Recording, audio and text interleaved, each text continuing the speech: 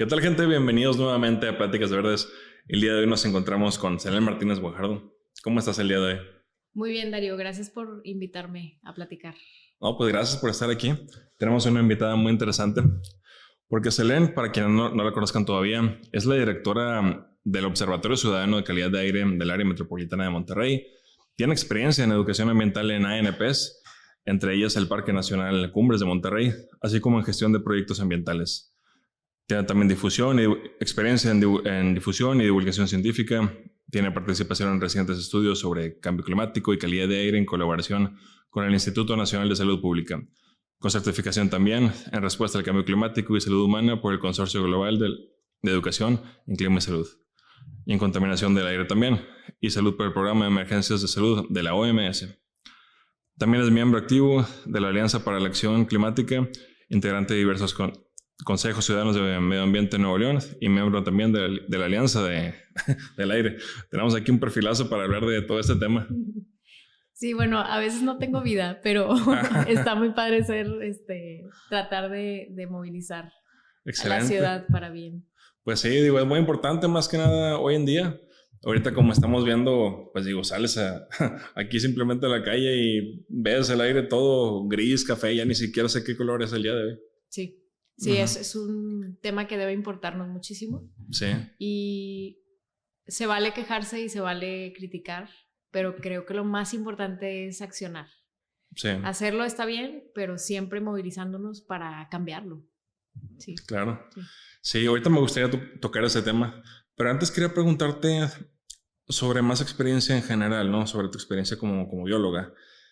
¿Cómo definirías tú lo que es la salud planetaria? ¿Y por qué es tan importante en el mundo actual?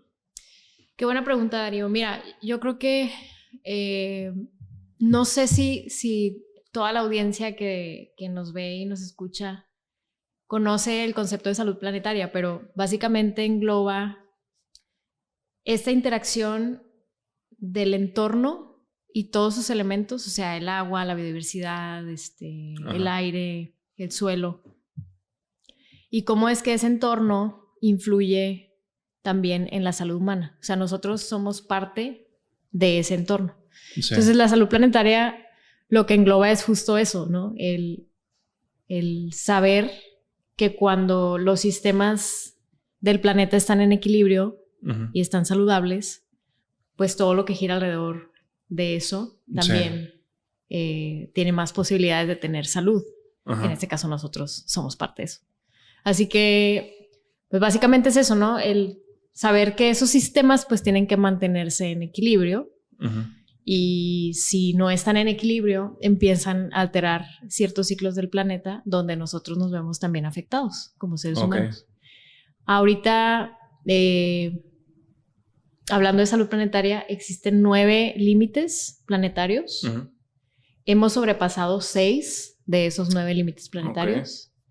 Y dentro de estos límites planetarios, pues, por ejemplo, está el cambio climático, el uso del agua, el cambio de uso del suelo, justo la contaminación atmosférica, los aerosoles, y unos cuantos más.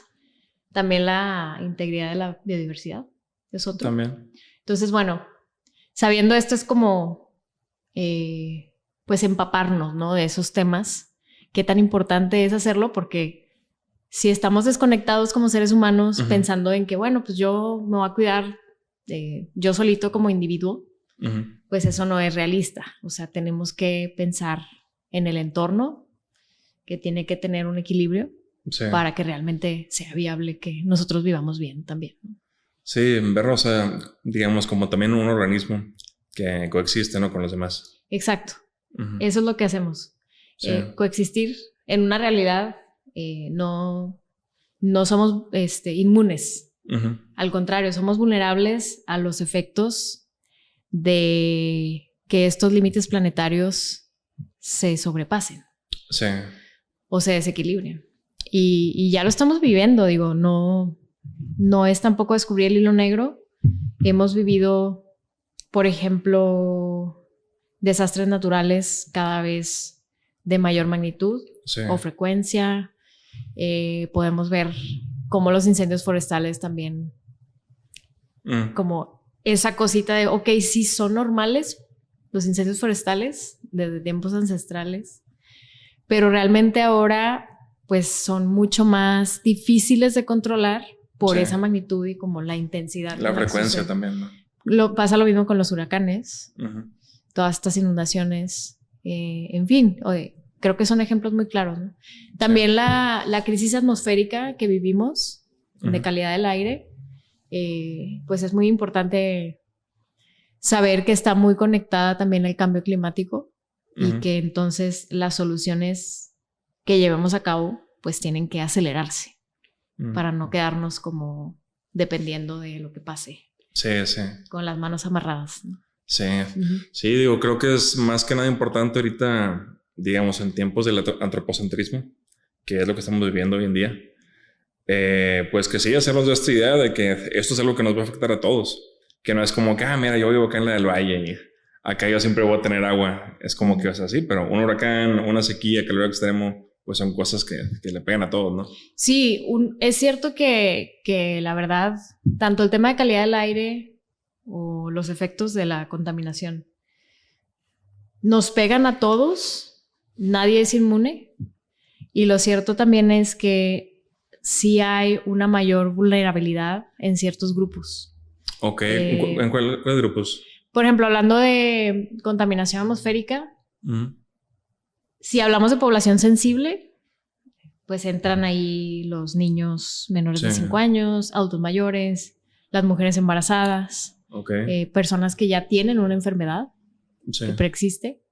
¿Por qué son más vulnerables? Porque, por ejemplo, tú y yo que estamos aquí, imagínate que yo tengo EPOC, ¿no? O sea, un tema respiratorio y tú eres una persona sana.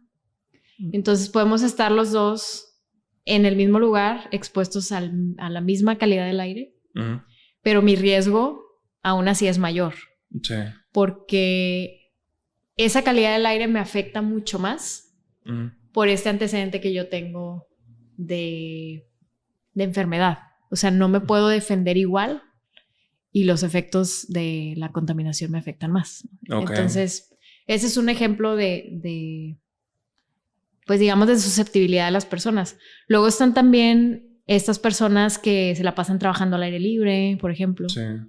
Taqueros, albañiles. Sí, choferes, vendedores ahí, ambulantes. Vendedores, también pueden ser personas que se la pasan en la construcción, ¿no?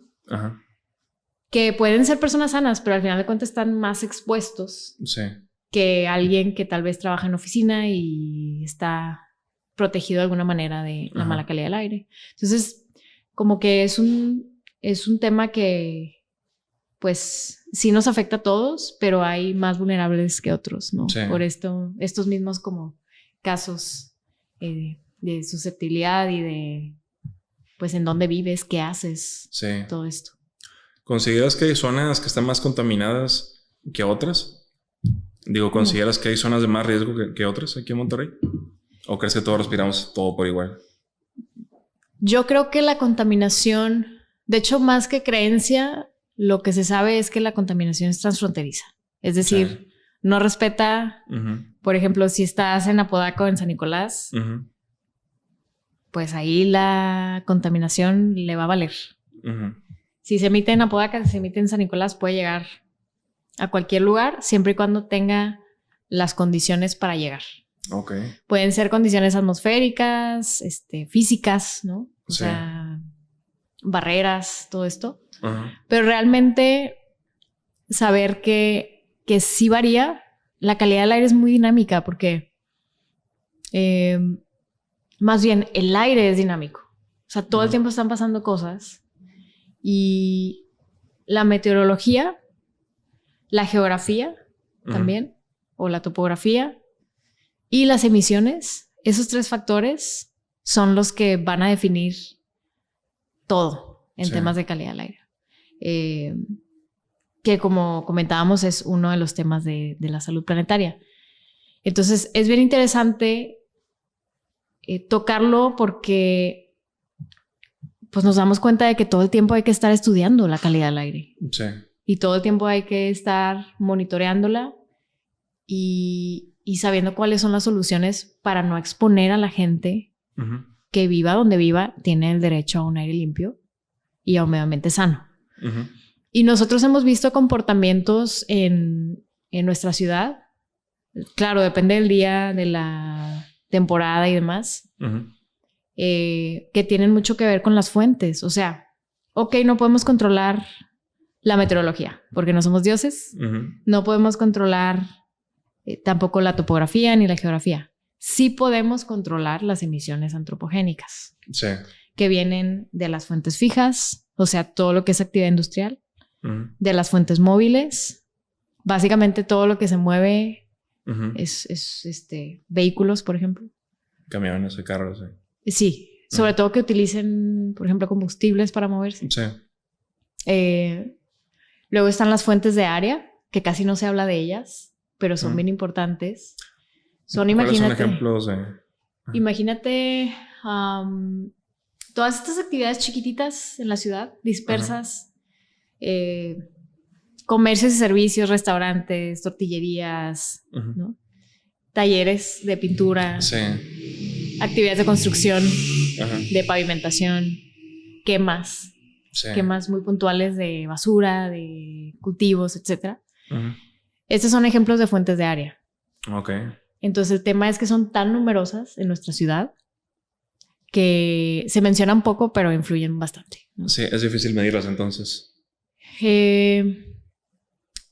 Puedo decirte que sí se puede. Sí se puede medirlas. Es complejo, pero sí hay metodologías para medirlas. Aquí la atribución de estas fuentes de área es de los municipios, por ejemplo. Entonces lo ideal es que los municipios pues tengan su inventario de contaminantes y que incluyan estas fuentes de área, ¿no? Luego están las fuentes naturales que no controlamos. O sea, los incendios, el polvo que nos llega, por ejemplo, de... Sí, el desierto del Sahara, ¿no? Sí, nos llega polvo del Sahara, sobre todo en cierta temporada del año a nosotros. O sea, el Sahara está duro y dale todo el año, pero las corrientes marinas y de aire hacen que nos llegue más a nosotros aquí a Nuevo León cierta temporada del año, que casi siempre es entre mayo y agosto, más o menos. Y bueno, también tenemos desiertos más cerca, ¿no? Por ejemplo, Coahuila, pues nos llega polvo de vez en cuando también. Pues sí, ¿verdad? Sí. Entonces, pues el polen, por ejemplo, de las plantas, lo que sueltan las flores, que es natural, pues también es una fuente natural, ¿no? Y esa no la podemos controlar, pero sí, sí las demás, ¿no? Y hablando de las demás, ¿qué es lo más contaminante o lo más preocupante que se ha encontrado para la salud humana? Ya de todo, digamos, de partículas de contaminación, de naturales y en conjunto, ¿qué sería lo más dañino? Bueno, con toda la evidencia que se tiene, sí estamos muy seguros de que la partícula más dañina para el ser humano es la más chiquita. Le llamamos PM2.5 porque mide igual o menos de 2.5 micras. Entonces, claro que no la podemos ver ni soñando, pero bueno, sí se puede medir y por eso es tan importante tener monitoreos y demás. ¿Y esa por qué es tan importante? Porque por su tamaño e incluso por cómo está compuesta, puede entrar por varias rutas, por los ojos, por la piel, sobre todo por inhalación y incluso por ingesta, pero bueno, el más importante es lo que inhalamos. Sí, lo que respiramos. Exacto, lo que respiramos día con día. Yo siempre lo que digo es, los pulmones no descansan, entonces hay que trabajar por mejorar la calidad del aire porque no nos podemos nomás hacer así, ¿no? Y dejar de existir. Entonces, aquí, pues el material particulado fino que te platico es el más peligroso. Se han encontrado bastantes efectos asociados a las PM2.5, entre ellos efectos en el corazón, en el cerebro, en el sistema respiratorio, en el desarrollo de los niños, ¿sí? Porque están formando sus órganos. Incluso en la fertilidad. No, eso no sabía. Sí, también en la influencia que tiene, ¿no? Esta contaminación atmosférica, pues no hay ningún órgano que esté inmune. O sea, realmente nos puede afectar en todos los órganos. Sí. Casi siempre pensamos, bueno, pues es algo respiratorio. Tengo tos, me pican los ojos y listo. No, es algo mucho, mucho más allá de eso. Y es importante saberlo porque muchas veces decimos, bueno, ok, un día con mala calidad del aire. Pasa ese día y tal vez tenemos un día limpio, etcétera. Pero la exposición a largo plazo es la que más preocupación genera. Claro, la de a corto plazo también tiene efectos, pero a largo plazo nosotros en la zona metropolitana, con decirte, estamos respirando entre 4 y 5 veces más lo que deberíamos respirar para salvaguardar nuestra salud a largo plazo. O sea, como promedios anuales. Sí.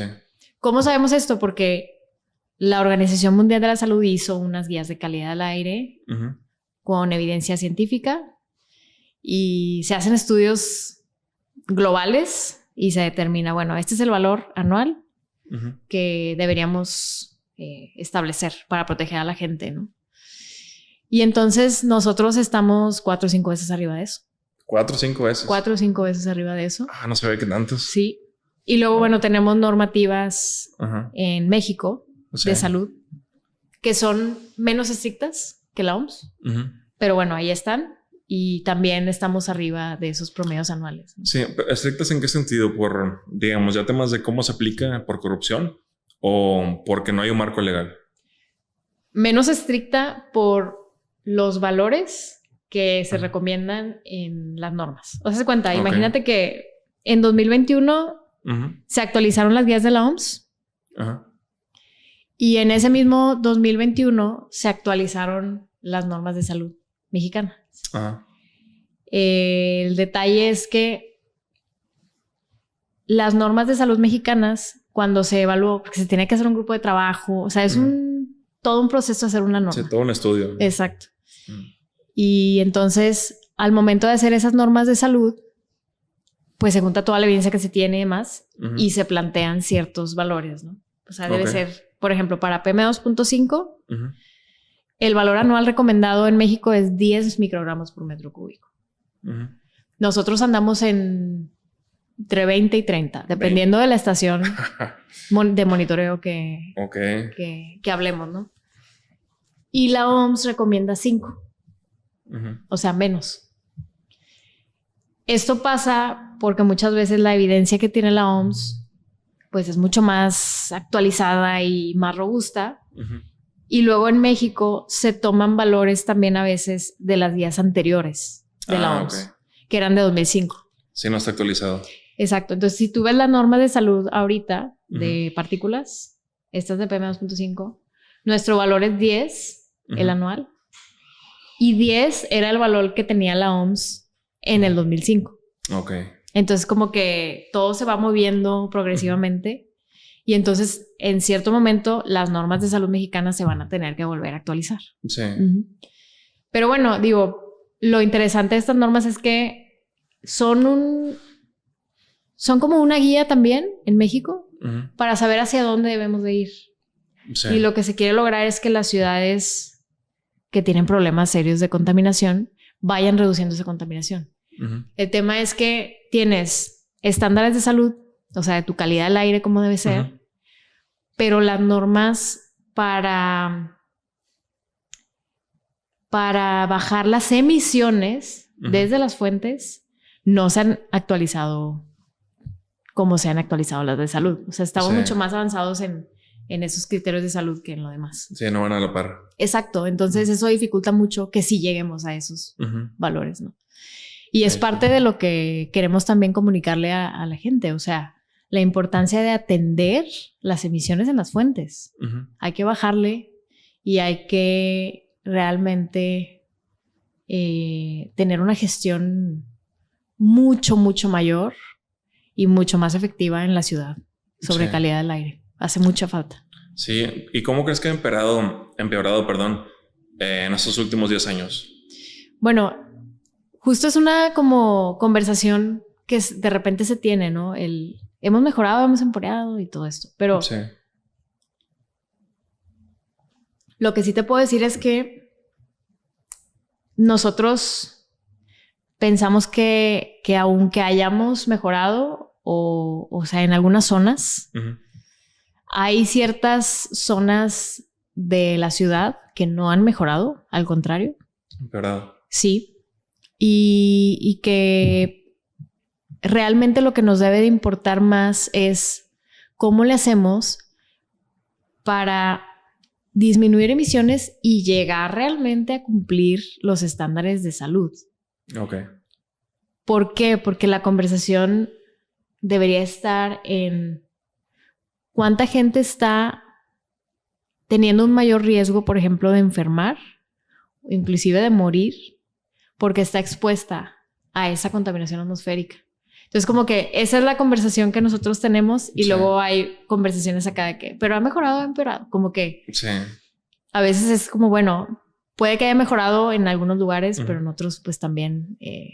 De manera general, digo, hay estudios que ya lo mencionan del Instituto Nacional de Salud Pública, lo ha dicho el gobierno en algunas ocasiones, que progresivamente se ha bajado la contaminación, por ejemplo, por partículas. En un largo plazo, o sea, si hablando de 30, 20 años, pero sí estamos ahorita en un estancamiento. ¿En qué sentido? En que los valores, por ejemplo, de los últimos años se han quedado igual. Okay. Básicamente igual. O sea, si vemos los valores de una estación de monitoreo aquí en Nuevo León, y antes estaba, por ejemplo, por los 30 microgramos como promedio anual, de PM2.5. Y tal vez ahorita esté en 20.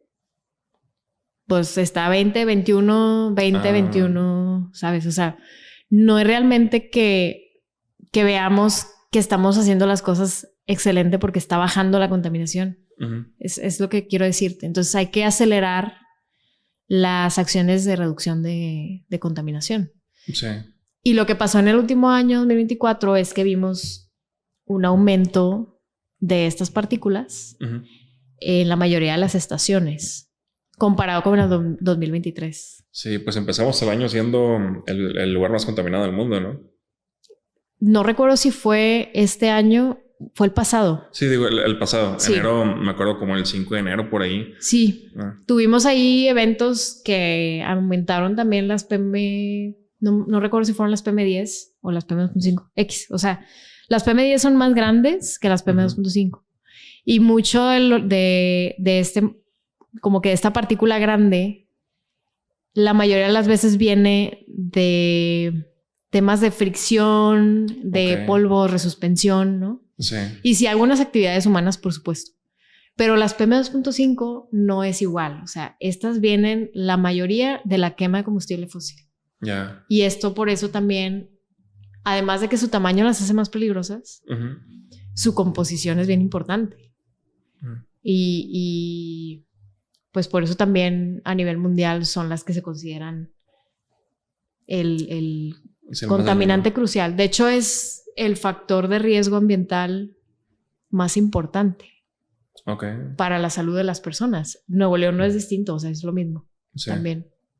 Entonces, bueno, podemos ahorrarnos muchos costos en años de vida, en calidad de vida, también en vidas. Podemos salvar vidas si podemos reducir esa contaminación, sobre todo por partículas. Sí, pues mueren alrededor de 2,000 personas, ¿no? Por mes. Un estimado, sí.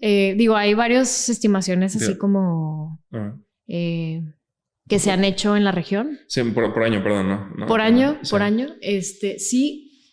Y la mayor atribución a esa mortalidad son las PM2.5, como te contaba. Entonces, pues es importante saber que lo que más nos afecta ahorita en calidad del aire, hablando de calidad del aire, o sea, allá arriba toda la mezcla, son las partículas y el ozono. El ozono también, estamos teniendo un problema serio de ozono. Algo similar a lo que pasaba en Ciudad de México. Sí.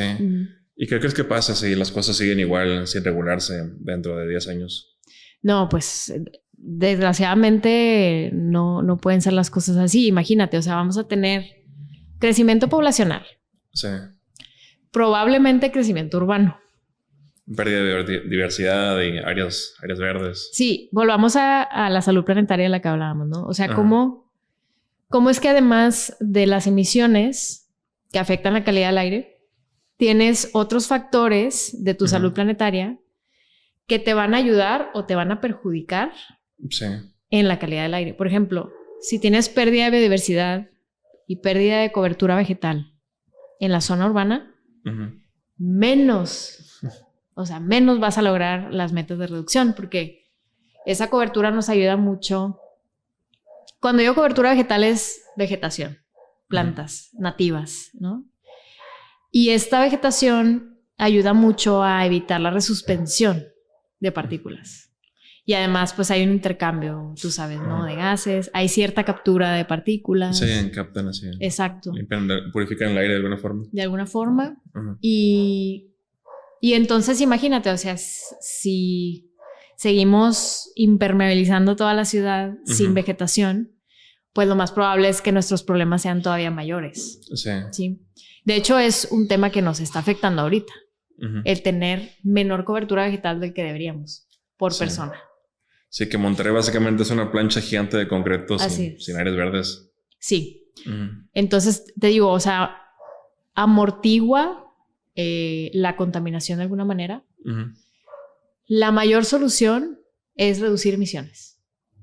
Así, no hay como que ¿cómo arreglo por acá o por acá? No. La solución es reducir emisiones, pero hay factores también que te van a ayudar a que eso sea más sencillo. Y la cobertura vegetal, pues es una de ellas, ¿no? Ya. Sí. Y así nos podemos ir, o sea, con el agua pasa algo similar. En sequía, el ambiente seco hace justo que sea el suelo más seco y se resuspenda más. Sí. Entonces, ahí luego vemos los efectos del agua sobre la calidad del aire. Ah, sí, es cierto. Sí. Pero son factores con los que tenemos que aprender a vivir. Y realmente con lo que no debemos aprender a vivir es con la normalización de las emisiones que sí vienen de nosotros. Es que ya lo es. Exacto. Digo, el tener aire limpio es la excepción y no la norma. Desgraciadamente hoy en día sí. Y luego la buena noticia es que las normas de salud van siendo cada vez más estrictas, pero hay que meternos, y con meternos digo movilizarnos, informarnos, difundir, y que la autoridad haga su trabajo también en cambiar lo estricto de las normas de emisión y la vigilancia. O sea, hay que ponerle la importancia al tema que realmente tiene. Estamos perdiendo vidas año con año y estamos también perdiendo muchísimo dinero por la mala calidad del aire. O sea, la contaminación del aire nos está haciendo perder aproximadamente $2.500 millones al año. Esto viene de un estudio que se hizo hace alrededor de 8 años o 9. Entonces ya hay cuantificaciones y nosotros decimos, bueno, ¿cómo que estamos perdiendo $2.500 millones? ¿Qué podríamos hacer con ese dinero para la ciudad? O sea, corredores verdes, mejor movilidad, una red buena de transporte, como que todas esas cosas, ¿no? Que sí podríamos hacer. Entonces sí se puede cambiar, pero el tema es que necesitamos ser más, cada vez más. Más personas que estén buscando exigiendo, ¿no? Sí. Exacto. Ya. Y haciendo su trabajo también. Sí, que digo, creo que es la parte más importante que, por ejemplo, no sé, la Secretaría de Medio Ambiente puede decir de que, pues, cerré esta tienda, ¿no? Que estaba contaminando, o cerré esto. Pero mientras no vaya contra los demás contaminantes, que pues son, no sé, la refinería, Ternium, digo, por andar quemando, ¿no? Por andar diciendo nombres, pues no, como dices, no va a ningún efecto. Se me hace como la analogía de, no sé, de que, quiero bajar de peso, pero voy a seguir comiendo tacos. Pero estoy tomando Coca Light. Y allá con eso, ¿sabes? Como un parchecito que, digamos, de hacer creer a la gente y a uno mismo, autoengañarse, de que se está queriendo llegar, digo, que se están tomando acciones efectivas, cuando en realidad no. Yo creo que aquí va a ser bien importante que la autoridad entienda que las acciones que le corresponden deben ser sí a lo que le atribuye, pero también en colaboración con los entes de gobierno que no, o sea, sobre los que sí tienen atribución. No sé si me explico. Sí. Por ejemplo, aquí tenemos 3 niveles de gobierno, ¿no? En México: el federal, el estatal y el municipal. Sí. Y entonces la calidad del aire, perdón que lo diga así, pero está hecha un desmadre porque, sí, por ejemplo, fuentes de área son de municipio y luego varias, no todas, varias empresas son de atribución estatal. Okay. Y luego varias empresas son de atribución federal. Sí. Y luego tienes fuentes móviles. Pues transporte público, por ejemplo, es del estado. Pero luego transporte de carga, pues hay federal. Sí. Entonces está hecho como... Y no se ponen de acuerdo. La cosa aquí es cómo le hacemos para irnos de raíz a la solución y realmente que haya una gestión coordinada. Primero coordinada entre los 3 niveles.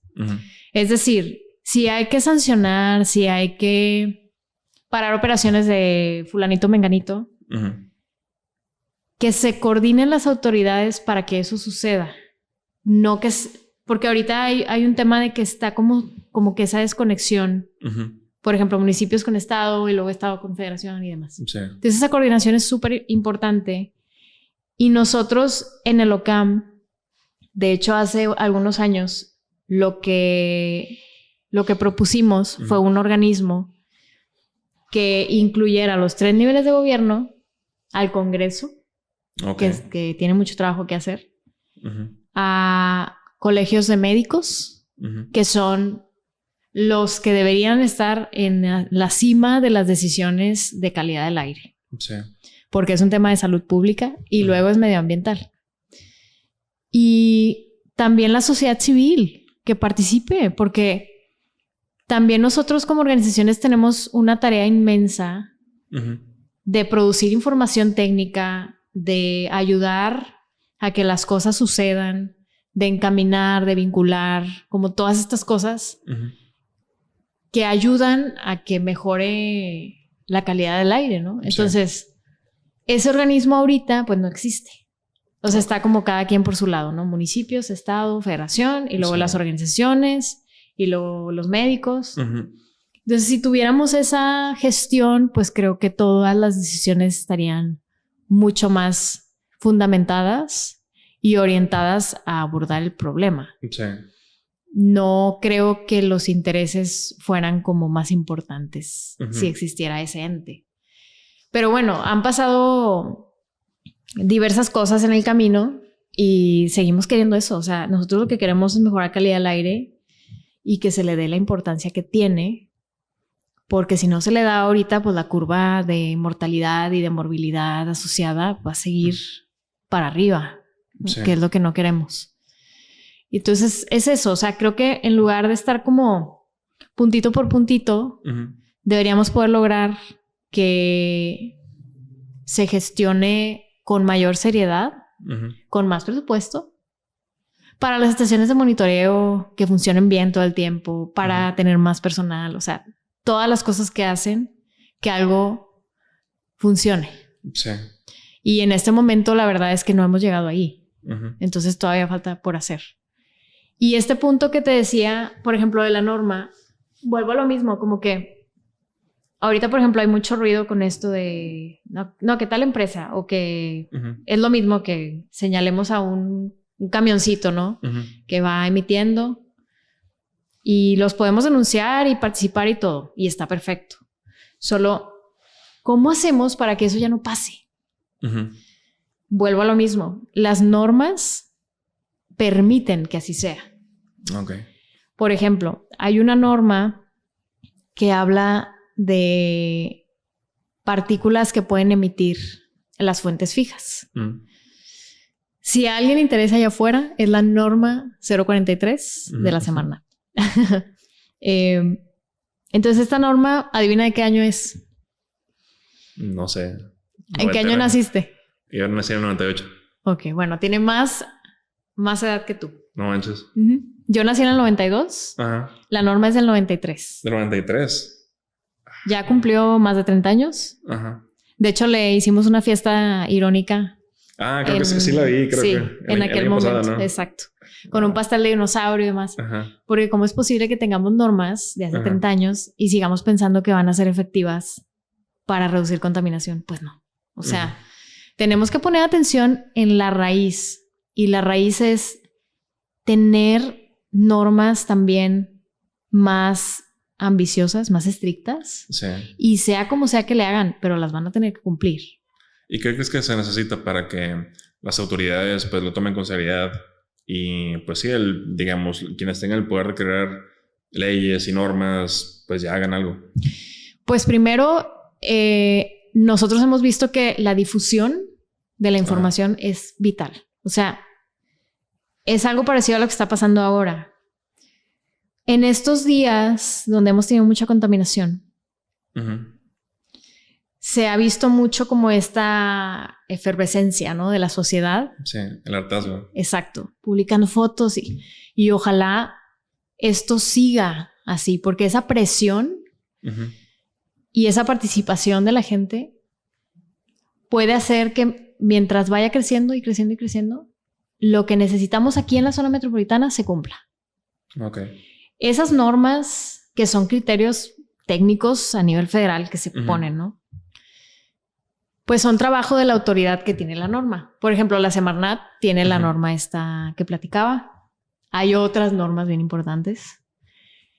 Entonces, si eso se modifica, hay herramientas mucho más poderosas para que las autoridades locales puedan decir, es que no estás cumpliendo la norma, me vale, ahí está. Sí. Y punto, ¿no?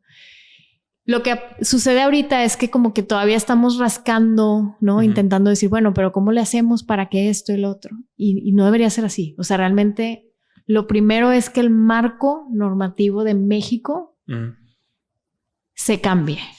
Sí. Y se respete ese marco normativo. La otra es la vigilancia e inspección. Sí.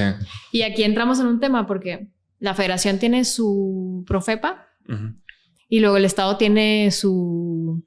También un estilo Profepa, pero es estatal. Ok. Entonces, coordinación. Como que empezamos a ver varios puntos unirse. Sí se puede ser efectivos, pero necesitamos moverle. Ahora, tú me dices, ¿qué se necesita? Pues ruido. Ruido. Yeah. Absolutamente. De la sociedad. No solo quejando... O sea, yo no solo quejándome y como criticando, ¿no? Oyéndome por la tangente con una sola fuente. No. Esto es algo integral y las soluciones están... O sea, la clave es dirigirnos hacia lo que está influyendo sobre todas las fuentes. Todas. Por ejemplo, yo podría señalar nada más a la refinería o a cualquiera de las que mencionas.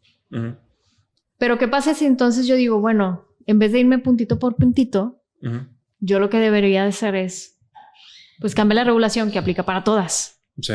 Y entonces vamos a moverle por ahí, que es súper viable. O sea, las normas se pueden cambiar. No hay excusa. La cosa es que también las autoridades tengan esa voluntad y esa capacidad técnica para modificarlas. Sí. Que sí se tiene en México. Hay muchísima capacidad técnica en México. Ok. Entonces, la cosa es dirigir los mensajes hacia el cómo sí avanzamos y hacer ruido, pero ruido hacia las soluciones. Sí, un ruido definido. Un ruido definido hacia qué necesitamos para solucionar el problema.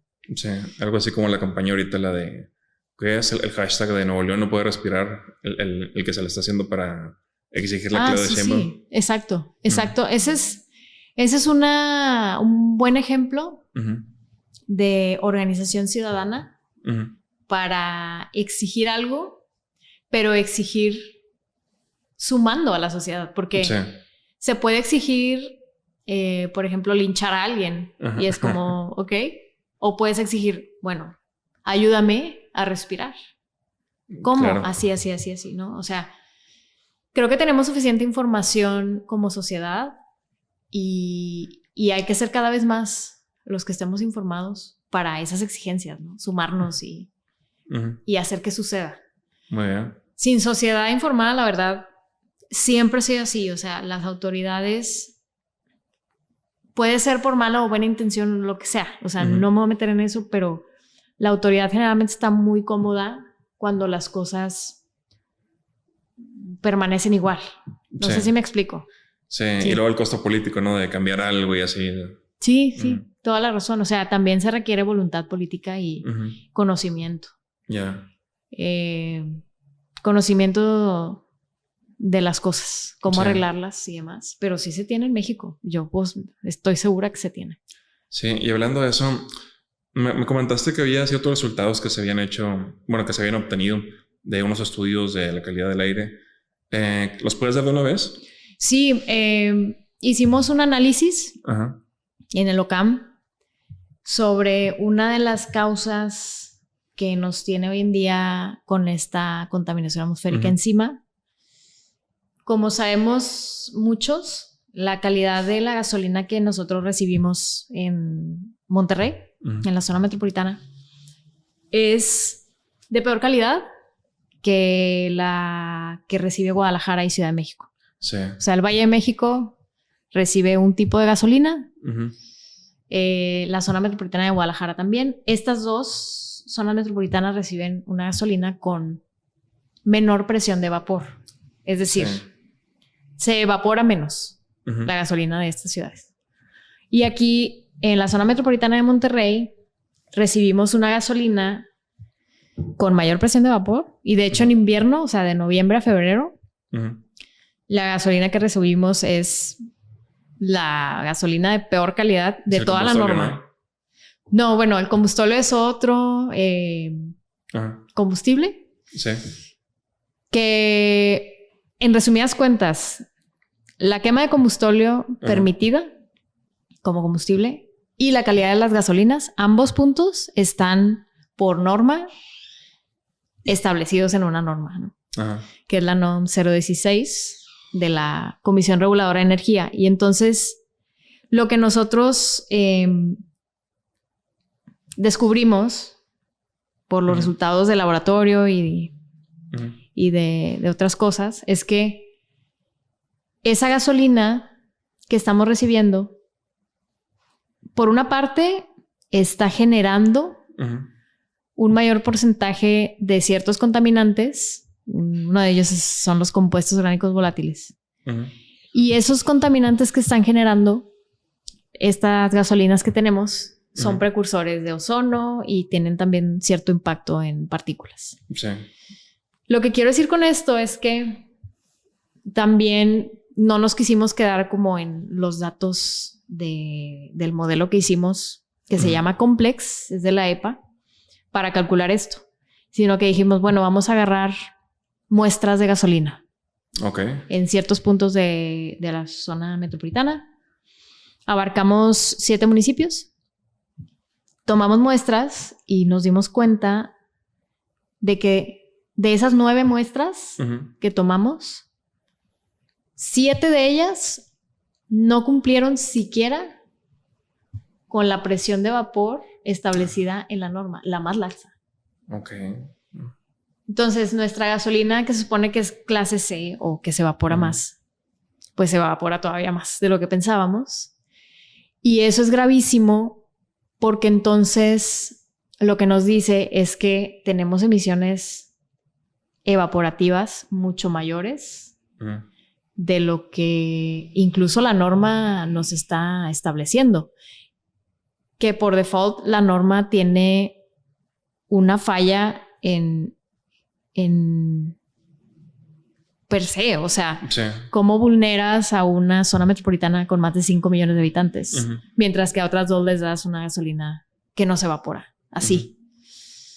Entonces ese es el punto, ¿no? Como reconocer que tenemos un problema y que dentro de las recomendaciones que nosotros hacemos, primero está homologar la calidad de las gasolinas, al menos la presión de vapor, homologarla, como está en Guadalajara y Ciudad de México. La otra es que se reconsidere la zona metropolitana que está establecida en la norma, porque imagínate que excluye a García, Cadereyta y unos cuantos más. Y pues eso no te sirve de nada, porque imagínate que yo vengo de Cadereyta y tú de García y estamos en Monterrey. Pues estamos usando gasolina todavía más, más, o sea, como de peor calidad todavía, ¿no? Más fea. Exacto. Y entonces lo que queremos es que se incluyan ciertos municipios en esa zona metropolitana de la norma. Sí. Para tratar de que cada vez más municipios sean los que utilicen una mejor gasolina, en ese sentido de que no se evapore tanto como se evapora hoy en día. Y la tercera recomendación va hacia las pruebas de control, porque mira, se establece ahorita unas pruebas de control solamente en el productor, es decir, yo autoridad voy a vigilar en el productor de esa gasolina o en el importador que cumpla la presión de vapor, o sea, la volatilidad. Pero yo no sé qué pasa en el momento que sale de aquí, del productor. Transportista, almacenista, despachador, sí, no hay un control distribuidor, sepa qué está pasando. Y entonces tenemos un gran problema porque resulta que al final de la cadena de suministro, pues ya no sabes qué te están dando. Sí. Y la norma lo marca solo ese control en el importador o productor. Okay. Si tú volteas a ver el control, por ejemplo, de pruebas de azufre, está en todos, en todos estos que menciono. Así debería estar la presión de vapor. Ya. ¿Sí? O sea, que realmente se vigile en toda la cadena de suministro para evitar que se influya sobre la composición de la gasolina y que el más afectado, que es el ciudadano, tenga una mala calidad de gasolina que afecta el rendimiento del carro, coche, que afecta la salud pública, porque están emitiendo un montón de más compuestos orgánicos volátiles y compuestos tóxicos. Sí. Y eso es súper evitable. Entonces, ¿cuál es la solución? Cambiamos la norma, metemos vigilancia y así vamos, ¿no? Como construyendo una mejor calidad del aire. Pero todo está en tener la información y que nosotros, por ejemplo, que somos una organización, pues la demos a la autoridad y decir, bueno, aquí hay un documento con información que puede ser útil para actualizar esa norma, ¿no? Sí. O sea, lo que queremos es sumar. No nos queremos pelear ni atacar ni nada. Lo que queremos es sumar.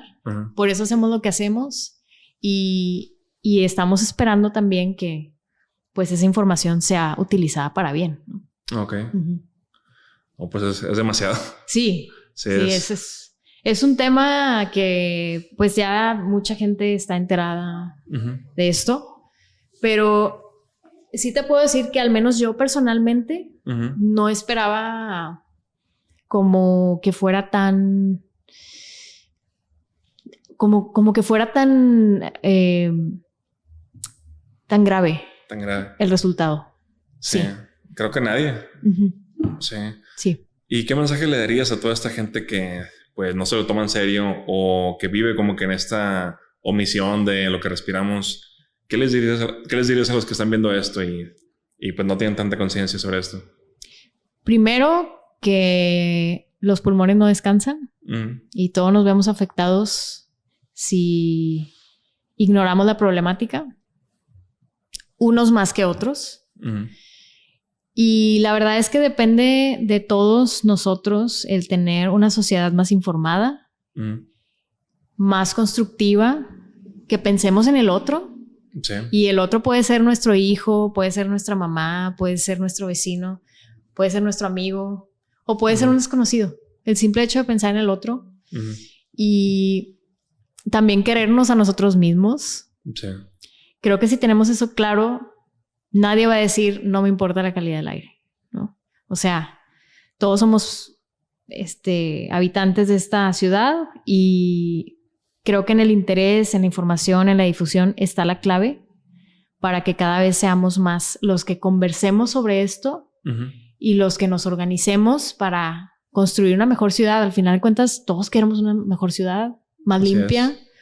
Y el hecho de mejorar calidad del aire pues va a influir muchísimo en nuestro bienestar en nuestra expectativa de vida. También, ¿verdad? Así es, en nuestra calidad de vida y también en la salud de nuestras familias y de nuestros vecinos. Y ese es el fundamento, o sea, la salud de todos está dentro de ese tipo de acciones para mejorar la calidad del aire, ¿no? Y además, bueno, la ciudad va a ahorrar muchísimo dinero que puede ir al bienestar también de la ciudad. Entonces, creo que la cosa es motivar a las personas a que participen y no quedarnos con los brazos cruzados o en la queja, ¿no? Muy bien. Eso es lo principal. Sí, pues hay que seguir tomando acciones entonces. Pero bueno, pues muy interesante plática. Muchas gracias por haber venido. Gracias a ti, Darío, por la invitación. Me ha encantado platicar contigo y tocar este tema porque, bueno, creo que es un punto de inflexión en el que estamos, ¿no? Es momento de accionar, movilizarnos juntos. Claro que sí. Pues bueno, pues muchas gracias. Nos vemos en la próxima.